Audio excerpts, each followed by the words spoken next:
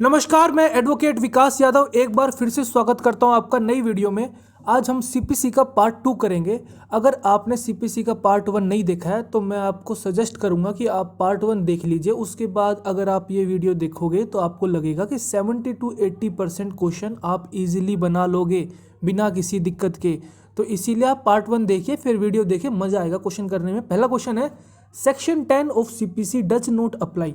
Section 10 खोलिए, उसके सारे प्रोविजंस पढ़िए, उसके बाद आप देखोगे कि जो ऑप्शन 2 है वो इनकरेक्ट है, तो वो यहाँ नहीं बैठेगा। स्क्रीन पे मैंने हाईलाइट किया हुआ है और इसका एक्सप्लेनेशन में ये दिया हुआ है। एक्सप्लेनेशन में साफ साफ लिखा हुआ है कि फॉरेन कोर्ट वाला इंक्लूड नहीं किया जाएगा।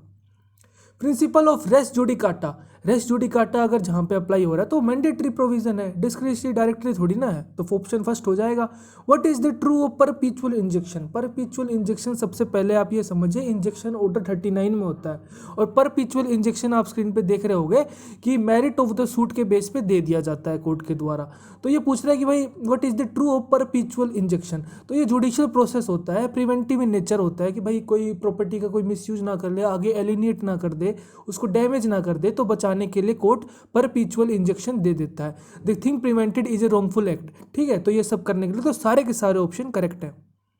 The binding force of president is destroyed और वीकेंड बाय। देखिए, जो प्रेसिडेंट होता है उसको अगर अपीलेंट कोर्ट, अगर उसको जो प्रीवियस कोर्ट है, जो लोअर कोर्ट है, उसका डिसीजन चेंज कर देता है तो एक एब्रोगेट डिसीजन हो गया है, जिसकी वजह से जो प्रेसिडेंट है उसको इफेक्ट होता है और वीक होता है, डिस्ट्रॉय होता है। स्क्रीन पे आप देख सकते हो, ऑप्शन सेकंड हो जाएगा। Objection as to non joinder और misjoinder of parties under order 1 rule 13 of CPC. Order 1 खोलिए, रूल 13 खोलिए, अगर आप पढ़ोगे तो ऑप्शन सेकंड बिल्कुल अप्रोप्रिएट बैठेगा, यहाँ पे कोई दिक्कत है नहीं। Objection as to the place of suing, देखिए कल भी क्वेश्चन आया था लगभग। सेक्शन 21 खोलिए, आपको पता चल जाएगा कि जब ऑब्जेक्शन करना होता है तो वो आपको जल्द से जल्द करना होता है, जितनी अर्लीस्ट पॉसिबल अपॉर्चुनिटी होती तब। उसके बाद अपेलेंट कोर्ट और रिवीजन के टाइम आप नहीं कर सकते, तो फर्स्ट ऑप्शन इसका करेक्ट है। स्क्रीन पे आप देख रहे होगे 21 का क्लोज 1 आप पढ़ सकते हो। ऑन द रिटायरमेंट, रिमूवल और death of a next friend under order 32 rule 10 of CPC the suit is liable to be. तो ये स्टेट कर दिया जाता है। आप ऑर्डर 32 रूल 10 खोलोगे तो उसमें साफ साफ लिखा हुआ है, स्क्रीन पे आप देख सकते हो, मैंने हाईलाइट किया हुआ है। A proclaimed person whose property has been attached can claim the property or the sale proceeds on appearance।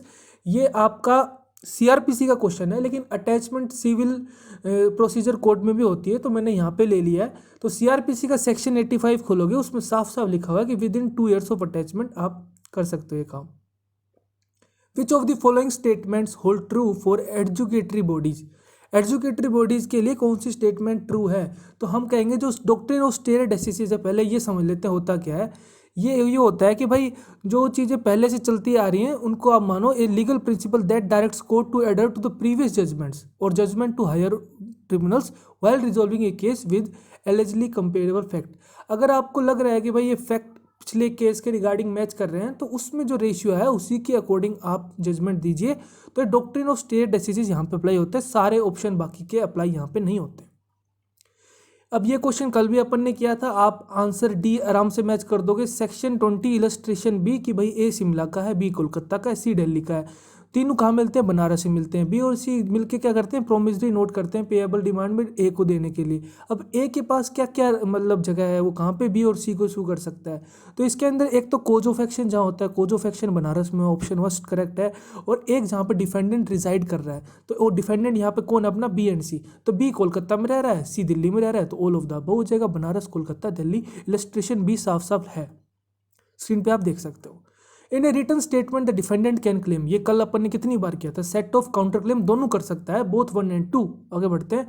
In which of the following cases set off can be claim. Set off मैंने बताया था आपको previous video में कि भाई अगर किसी को किसी से 100 रुपये लेने प्लेंटिफ को और डिफेंडेंट ये बोलता है नहीं मुझे तुमसे 50 रुपये लेने हैं, तुम मेरे 50 का कर दो हिसाब, मैं तुम्हें सेट ऑफ करके 50 दे दूंगा, बात खत्म, तो वो सेट ऑफ होता है। तो इसके अंदर ऑप्शन ए आप देखोगे वो फिट बैठ रहा है। और काउंटर क्लेम और सेट ऑफ अगर अनलिक्विडेटेड डैमेज के बारे में बात कर रहा है तो वहां पे हम वो क्लेम नहीं करते, ऑप्शन फर्स्ट इसका करेक्ट हो जाएगा। ऑप्शन बी किस लिए नहीं हुआ, क्योंकि वहां पे अनलिक्विडेटेड डैमेजेस की बात कर रहा है, तो ऑप्शन ए इसका राइट आंसर है। Under order 33 and indigent is allowed to prosecute any suit provided he satisfied certain conditions which of the following is not, हमें बताना है कौन सी वो कंडीशन नहीं है। ऑर्डर 33 खोलोगे उसके अंदर साफ साफ पता लगाएगा आपको कि ऑप्शन बी यहाँ पे राइट आंसर नहीं है, क्योंकि ऑप्शन बी में ये कह रहा है, क्लोज बी में आप देखोगे, if he is not entitled to property worth 1000 rupees other than the property except from attachment. पूरा इसने हेडिंग नहीं लिखा है, केवल आगे आगे की बात लिख दी है, लेकिन ये कौन सी प्रॉपर्टी की बात हो रही है वो इसने नहीं लिखी। ऑप्शन बी यहाँ पे इनकरेक्ट है। A degree can be transferred for execution to another court, ये आप सेक्शन 39 खोलोगे, ट्रांसफर ऑफ डिग्री, सारे के सारे ऑप्शन आपको वहाँ पे बैठे बिठाए चेक कर सकते हो, कोई दिक्कत वाली बात है नहीं, सारे के सारे ऑप्शन सही हैं। In relation to relevancy of character in civil cases which of the following is not correct, civil cases में किसी इंसान का करेक्टर बिल्कुल रेलिवेंट नहीं करता, not at all relevant, first option is the right answer. Which of the following case is leading case in term of deliberate delay in filing the suit, जानबूझ के delay किया गया है जिसकी वजह से कंप्लेनेंट को बहुत नुकसान हुआ है। ये कौन से केस में कहा गया था?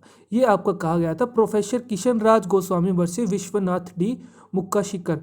तो आप देखोगे कि लगभग 140 के आसपास क्वेश्चन आए हैं प्रीवियस ईयर में सीपीसी के, तो मुश्किल से 10-15 क्वेश्चन ही है जो केस के रिगार्डिंग पूछ रहा है, बाकी सारा बेयर एक्ट से हो जाएगा, टेंशन लेने वाली कोई बात नहीं है। 10-11 क्वेश्चन आएंगे, 8-9 क्वेश्चन इजीली आप बेयर एक्ट से कर ले जाओगे, कोई दिक्कत वाली बात है नहीं। A person can not be A next friend a guardian of a person if, ये आपने पढ़ा होगा कि ऑर्डर 32 में साफ साफ है कि भाई माइनर है या opposite party in the suit है या not given consent in writing है, तो सारे के सारे ऑप्शन करेक्ट हो जाएंगे। आगे बढ़ते हैं। In which of the following cases it was said that unless a right of appeal is clearly given by statute it doesn't exist, जब तक कोई स्टैट्यूट आपको राइट ऑफ अपील का राइट नहीं दे रहा है तो आप वो राइट ऑफ अपील यूज नहीं कर सकते। कौन से केस में कहा गया था? जहर हुसैन खान वर्सेस खुर्शीद जैन 1906 में कहा गया था। आगे बढ़ते हैं। Reference can be made during, देखिए रेफरेंस, रिव्यू, रिवीजन, रेफरेंस 113 में, रिव्यू 114 में, रिवीजन 115 में, तीनों इंपॉर्टेंट सेक्शन है, पढ़ लेना। क्वेश्चन हर बार आ रहा है, इसी वीडियो में आप देखोगे 2-3 क्वेश्चन इन्हीं से ही आ रहे हैं। तो रेफरेंस के लिए 113 खोलिए, आप ऑप्शन मैच करोगे तो option A is the correct answer, क्योंकि आप हाई कोर्ट को रेफरेंस कर रहे हो, सबऑर्डिनेट कोर्ट रेफर कर रहा है कोई मैटर, तो वो हम इसलिए कर रहे हैं कि क्वेश्चन ऑफ लॉ पे हमारी थोड़ी दिक्कत आ रही है, ना कि क्वेश्चन ऑफ एविडेंस पे, ना क्वेश्चन ऑफ फैक्ट पे, ना कि हम कोर्ट प्रोसीजर की बात कर रहे हैं। तो option A is the right answer. A perpetual injunction can only be granted by the decree at the hearing and upon the, तो परपिचुअल इक्वेशन इंजंक्शन कब, मतलब कैसे दिया जाता है? पार्टी की डिमांड करने पे दिया जाता है, या डिस्क्रिप्शन ऑफ कोर्ट पे दिया जाता है, या मेरिट ऑफ द सूट, या अपन ने पिछले अभी क्वेश्चंस में देखा था ये मेरिट ऑफ द सूट पे दिया जाता है। स्क्रीन पे आप पढ़ सकते हो। आगे बढ़ते हैं। अंडर सेक्शन 115 यानी रिवीजन की बात कर रहा है आगे ना, फिर से in the exercise of revisional jurisdiction एक high court can do which of the following things, 115 खोलिए, मैच करिए, आप केवल देखोगे कि option first is the right answer, और जो इसने ऑप्शन बी दिया है वो साफ साफ मना किया है स्क्रीन पे, high court shall not under this section very और रिवर्स एनी ऑर्डर मेड। तो ये आपको इस तरह से घुमाता है, इसीलिए पूरा सेक्शन एक बार ढंग से देख लेना, निगाह में से निकाल लेना, कहीं जल्दबाजी में आप दोनों ऑप्शन कर दोगे तो वो गलत हो जाएगा। अंडर सेक्शन 114 अब आपका रेफरेंस भी आ गया, रिव्यू भी आ गया। अब यहाँ पे देखो रिव्यू का क्वेश्चन आ गया, रेफरेंस रिवीजन का अपन ने कर लिया, रिव्यू का यहाँ पे फिर से आ गया 114, तो 114 खोलिए, आप आंसर देखोगे सारे के सारे वहाँ पे ऑप्शन मिल जाएंगे। All of the above is the correct answer. आगे बढ़िए। Provision of section 80 of CPC is binding on, 80 बताता है कोई भी गवर्नमेंट अथॉरिटी या किसी भी गवर्नमेंट के अगेंस्ट अगर आपको कोई भी सूट फाइल करना है तो 2 मंथ का आपको नोटिस देना पड़ेगा। ये जरूरी नहीं है कि आप डिस्ट्रिक्ट कोर्ट में करो तो नहीं करना पड़ेगा, ये हर एक कोर्ट के लिए लागू होता है। तो option D is the right answer. Temporary injection can be granted, injection आप ऑर्डर 39 में पढ़ सकते हो, टेम्परेरी इंजेक्शन ऑर्डर 39 रूल 3 देखोगे आप तो ये सारे ऑप्शन आप देखोगे कि सही है, कि सू मोटो भी कर सकता है, एक्स पार्टी भी कर सकता है, और दोनों पार्टी को हियर करके तो करता ही है नॉर्मल केसेस में। Right to appeal is a statutory right, ये अपन ने पढ़ा है, आंसर 3 जहर हुसैन वाले केस में कहा गया है। A degree can be a section 2 clause 2 खोलोगे उसके अंदर साफ साफ लिखा हुआ है प्रिलिमिनरी और फाइनल हो सकती है, स्क्रीन पे आप देख रहे हो मैंने हाईलाइट कर दिया है, बड़े आसान क्वेश्चन है। आगे बढ़ते हैं। Foreign judgment is defined in CPC, foreign judgment 2 clause 6 में दी हुई है। आगे बढ़ते हैं, कोई दिक्कत वाली बात है नहीं। Which of the following is not of civil nature, हमें बताना है कि कौन सा सिविल नेचर नहीं है। Right to take out procession यानी कि झांकी वाकी निकालना, ठीक है, तो आप इसके लिए परमिशन चाहिए होती है पब्लिक अथॉरिटीज़ की, पुलिस की। Right to worship in a temple, तो ये भी एक आपका फंडामेंटल राइट हो गया। Right to caste and religion, ये भी आपके फंडामेंटल राइट के रिगार्डिंग है। सारे के सारे कॉन्स्टिट्यूशनल प्रोविजन है, तो सारे के सारे आप कह सकते हो ये सिविल नेचर का, इनमें से कोई सा नहीं है। Option 4 is the right answer. फटाफट आगे बढ़ते हैं। In a suit where the doctrine of res judicata applies, ऐसे सूट बताइए कि कहाँ पे रेस जुडिकाटा अप्लाई हो रहा है, तो उस सूट को क्या किया जाएगा, तो उस सूट को डिसमिस कर दिया जाएगा। स्टे क्यों करेंगे, स्टे तो रेस सब जुडिस में करेंगे, सेक्शन 10 में करेंगे। रेस जुडिकाटा का मतलब ये है थिंग विच ऑलरेडी डिसाइडेड, तो दोबारा हम उसको क्यों देखेंगे, तो उसको डिसमिस कर देंगे। तो option first is the right answer, section 11 res judicata का है। आगे बढ़िए। Under Section 16 CPC, a suit relating to immovable property can be filed in a court whose local jurisdiction is। Section 16 खोलोगे आप, फर्स्ट ऑप्शन इसका right answer है, second मत कर देना। सेकंड तब लागू होगा जहाँ पे हम कंपनसेशन की मांग कर रहे हैं, तो कंपनसेशन की मांग कर रहे हैं तो उसके पास प्लेंटी के पास पूरा मौका है कि जहाँ पे प्रॉपर्टी सिचुएटेड है वहाँ पे भी वो सूट फाइल कर सकता है, या फिर जहाँ पे डिफेंडेंट रिसाइड कर रहा है या कैरी ऑन बिजनेस कर रहा है वहाँ पे भी कर सकते हैं। स्क्रीन पे आप देख सकते हो सेक्शन जो 16 है उसके प्रोविजो में साफ साफ लिखा हुआ है, मैंने हाईलाइट किया हुआ है, तो ध्यान से ये क्वेश्चन करना।